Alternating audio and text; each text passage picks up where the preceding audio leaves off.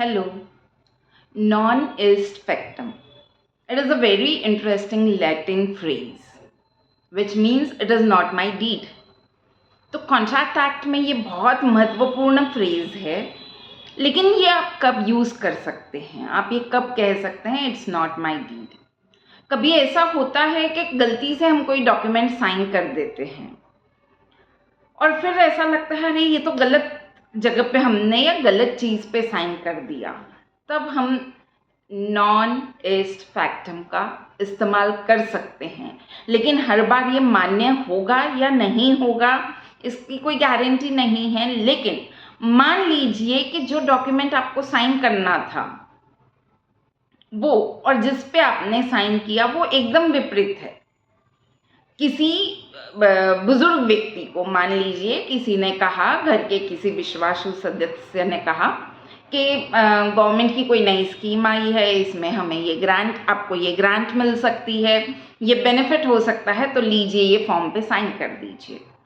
और उस बुजुर्ग व्यक्ति ने उस डॉक्यूमेंट पे साइन कर दिया, लेकिन बाद में पता चला कि वो तो लोन का डॉक्यूमेंट था अगेंस्ट हिज प्रॉपर्टी। तो यहाँ क्या हुआ, वो साइन करना चाहते थे किसी गवर्नमेंट स्कीम का बेनिफिट लेने के लिए और इसके टोटल विपरीत हो गया एक लोन का डॉक्यूमेंट जिस पे उनकी साइन ली गई। और ये साइन किस तरीके से ली गई, तो इट वाज बाय मिसरिप्रेजेंटेशन, गलत इंफॉर्मेशन, एक तरीके से फ्रॉड करके ली गई। तो in this situation the person can claim non est factum कि this is not my deed, क्योंकि मुझे लोन नहीं चाहिए था, मुझे तो गवर्नमेंट की कोई जो स्कीम थी उसकी जो बेनिफिट्स लेने थे वो लेने थे। In the same way, suppose a businessman enters into a contract with another person, and there, because the terms, conditions are written in very small letters, he avoids reading them and he signs that document or that agreement. And then he finds that those terms and conditions are drafted adversely against him. मतलब ये बुरी position में आ रहे हैं, वो terms and conditions की वजह से इन्हें नुकसान हो रहा है। तो क्या तब ये क्लेम कर सकते हैं नॉन एज फैक्टम?